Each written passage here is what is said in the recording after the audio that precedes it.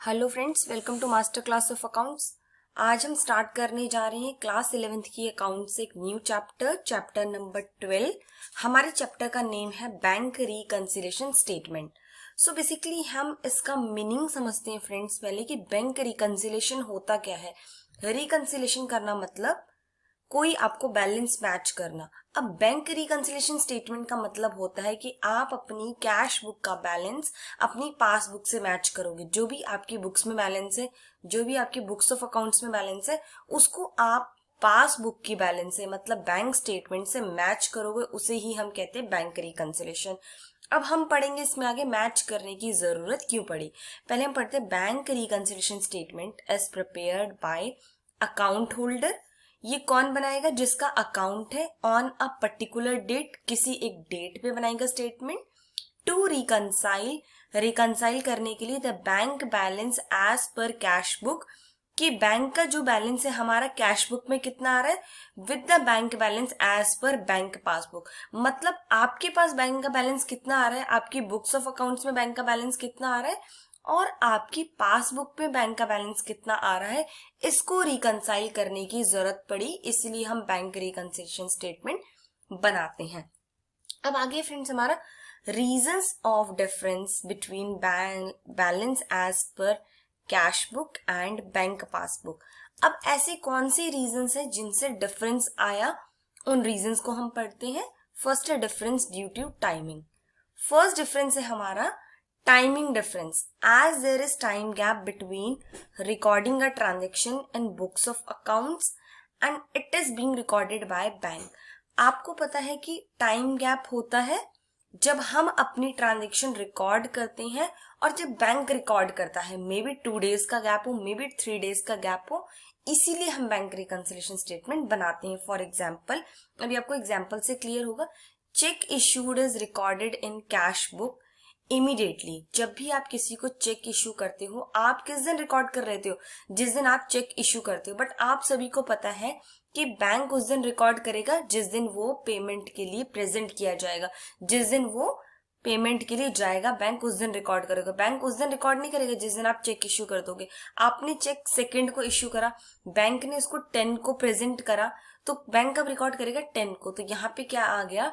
Timing difference. तो इसे हम बोलते हैं difference due to timing. Second है हमारा ट्रांजेक्शन रिकॉर्डेड बाय बैंक। जो भी बैंक ट्रांजेक्शन रिकॉर्ड करता है, फॉर एग्जाम्पल इंटरेस्ट चार्ज्ड और अलाउड।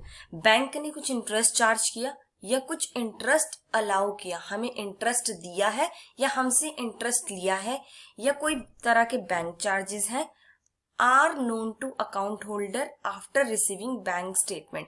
आपको पता है आपको वो चार्जेस कब पता चलेंगे? जब आपको बैंक स्टेटमेंट मिलेगी। बट बैंक ने ऑलरेडी वो चार्जेस डिडक्ट कर चुके हैं, तो आपका क्या हुआ? कैश बुक का बैलेंस और पासबुक का बैलेंस मिसमैच कर गया।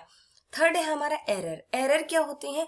एरर मे बी बैंक से हो सकते हैं, मे बी अकाउंट होल्डर से हो सकते हैं, और इस वजह से हमारे डिफरेंसेस आ जाते हैं। जैसे क्या है?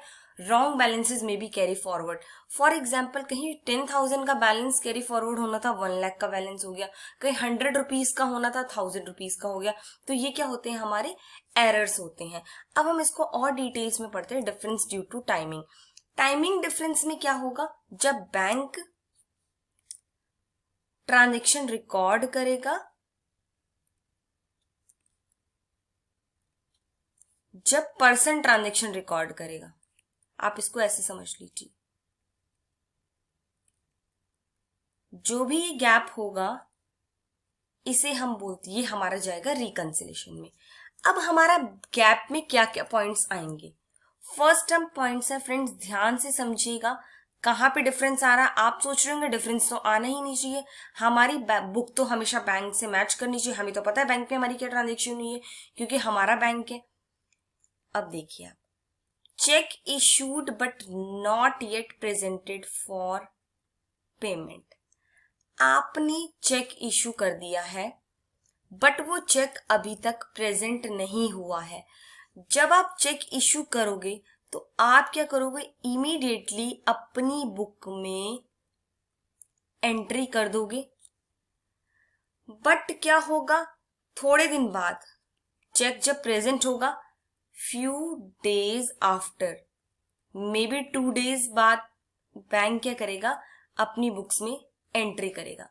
अगर आपको 2 दिन के उसी 2 दिन में बैंक रिकंसिलेशन करना पड़ गया तो आपका यहाँ पे क्या आ जाएगा, डिफरेंस आ जाएगा। डिफरेंस क्यों आएगा, क्योंकि आपने जब चेक इश्यू करा है और प्रेजेंट करने में दिन लगते हैं, 3 डेज का टाइम लगता है, इसीलिए आपका डिफरेंस आ जाएगा। सेकेंड पॉइंट है हमारा, और भी हमारे बहुत सारे केसेस हो सकते हैं इसमें, जैसे है चेक डिपॉजिटेड इनटू बैंक। आपने बैंक में चेक डिपॉजिट करा लिया बट नॉट येट क्लियर्ड। आपने जब बैंक में चेक डिपॉजिट कराने गए तो आपने अपनी कैश बुक में तो फट देनी एंट्री कर दी। आपने फटाफट क्या करा, इमीडिएटली अपनी कैश बुक का बैलेंस बढ़ा दे कि हमारा बैलेंस 10,000 के चेक था फॉर एग्जांपल, उतने से बढ़ गया। बट उसको क्लियर होने में, चेक को क्लियर होने में लग गए 2 डेज। तो यहाँ पे क्या है, डिफरेंस आ गया। तो इसीलिए हमें क्या है, बैंक रिकंसिलेशन स्टेटमेंट बनानी है। तो फर्स्ट तो हमारा है डिफरेंस ड्यू टू टाइमिंग। अब हमारा सेकंड पॉइंट है ट्रांजैक्शंस रिकॉर्डेड बाय बैंक। आपको पता है कुछ ऐसी ट्रांजैक्शंस हैं जो बैंक रिकॉर्ड कर रहा है पर आपके पास नहीं है। For example interest credited by bank, bank ने आपको इंटरेस्ट दे दिया है तो आपकी क्या है, बैंक की जो बुक है वो बढ़ जाएगी, बैंक बुक, पर आपकी जो कैश बुक है वो कम रहेगी। क्योंकि जब आप स्टेटमेंट चेक करोगे तभी तो आपको पता चलेगा कि आपके पास इंटरेस्ट भी बैंक ने दे दिया। तो ये हमारा एक डिफरेंस है। सेकंड है हमारा बैंक चार्जेस। बैंक ने कोई चार्जेस डिडक्ट कर लिए पर वो आपको पता ही नहीं है, तो आपका क्या है, बैंक बुक का बैलेंस कम हो चुका होगा, कैश बुक का बैलेंस बढ़ा होगा, क्योंकि आपको तो वो चार्जेस पता ही नहीं है। ऐसे ही ऐसी कोई ऑनलाइन पेमेंट है, आपने उनको स्टैंडिंग इंस्ट्रक्शन दे रखी थी बैंक को कि आप मेरी LIC की पेमेंट डायरेक्ट कर देना। तो आपकी जब भी LIC की डेट आएगी, for example 15th of every month आपकी LIC की पॉलिसी ड्यू हो जाती है, तो आपका बैंक क्या है, 15 को पैसा काट देगा। बट जब तक आपका पैसा नहीं कटेगा आप अपनी बुक्स में एंट्री नहीं करोगे और इसमें क्या हो जाएगा, डिफरेंस आ जाएगा। Bank statement will be lower, आपकी स्टेटमेंट जो बैंक की है वो कम हो जाएगी क्योंकि आपके बैंक ने आपकी पेमेंट डिडक्ट कर दी है, बट आपका कैश बुक का बैलेंस बड़ा होगा। जब आपको स्टेटमेंट मिलेगी तब आप रिकंसाइल करोगे और तभी आप इसकी एंट्री करोगे।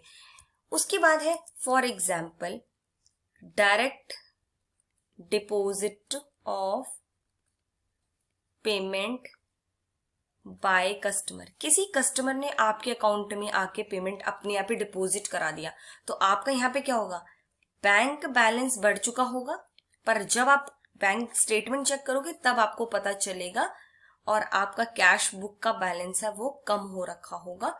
आप इसको रिकंसाइल करोगे। फिर रिकंसिलेशन स्टेटमेंट हम बनाना बताएंगे कि रिकंसिलेशन कैसे बनाया जाता है। ऐसे बहुत सारे कस्टमर है, ऐसे बहुत सारे केसेस हैं जहां पे हम देखते हैं कि बैंक रिकंसिलेशन कैसे होता है। उसके बाद हमारा फ्रेंड्स एक पॉइंट है errors and omission. Errors and omission का मतलब है बाय मिस्टेक, कुछ ऐसी गलती हो गई है, फॉर एग्जाम्पल 1000 का चेक आपने 10,000 रिकॉर्ड कर लिया, तो यहाँ पे क्या आ जाएगा, डिफरेंस आ जाएगा बैंक में, पासबुक में और कैश बुक में। और हमें रिकंसिलेशन का हमारा पर्पस यही है कि हम दोनों के बैलेंसेस को मैच कर लें। इसलिए हम क्या करते हैं, इसमें या तो हम balance as per cash book लेके चलते हैं या हम बैलेंस एज पर पासबुक लेके चलते हैं, डिपेंड ऑन द क्वेश्चन। हम इसमें पहले एंट्रीज को समझेंगे कि इसमें कौन कौन सी एंट्रीज कवर हो सकती हैं नेक्स्ट वीडियो में हमारे। उसके बाद हम इसके कुछ प्रैक्टिकल क्वेश्चन को सॉर्टेड आउट करेंगे। और फ्रेंड्स हम इन वीडियोज में सारे चैप्टर वाइज चलेंगे ताकि आपको बहुत बेनिफिट मिलेगा कि आप इसको कैसे याद कर सकते हो। ठीक है फ्रेंड्स, तो ये हमारा बेसिकली चैप्टर था कि जब भी हमारे डिफरेंसेस आएंगी रिकंसिलेशन हम उन्हें कैसे कर पाएंगे। तो ऐसे बहुत सारे डिफरेंसेस हैं जो आपको पता भी नहीं होंगे और आपके आ जाएंगे, इसलिए आपको रिकंसिलिएशन स्टेटमेंट बनानी पड़ेगी। तो thank you friends for watching my channel. आगे वीडियोस में हम कुछ प्रैक्टिकल क्वेश्चन सॉर्टेड आउट करेंगे जिससे आपको रिकंसिलिएशन और क्लियर होगा। Thank you friends for watching my channel. अगर आपको मेरा वीडियो पसंद आया तो please like, share and subscribe.